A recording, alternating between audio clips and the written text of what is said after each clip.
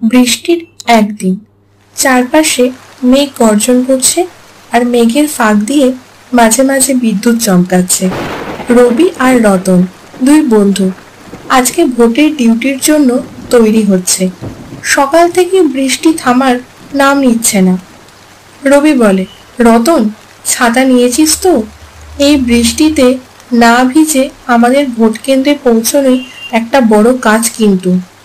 রতন হাসতে হাসতে বলে, হ্যাঁ রে, ছাতা নিয়েছি, কিন্তু রাস্তার অবস্থা তো দেখতেই পাচ্ছিস, মনে হচ্ছে ছোট ছোট নদী বানিয়েছে।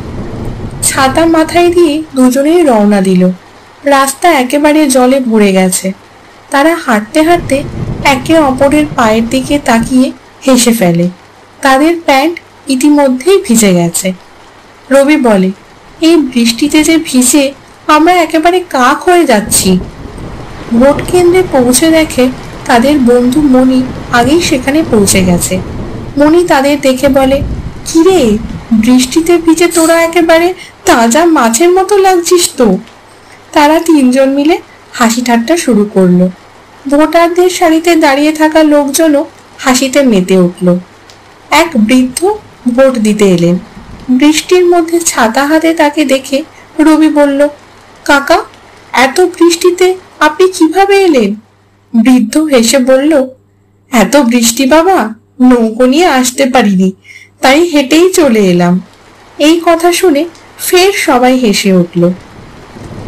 দুপুরের খাবার সময় সবাই মিলে ভিজে যাওয়া খাবার নিয়ে হাসাহাসি শুরু করলো। রতন একটা মাছ ভাতের প্যাকেট খুলে বলে, এটা বৃষ্টির ডিউটি না রে, একেবারে ভিজে মাছের ডিউটি। সন্ধ্যায় ভোট শেষ হলো।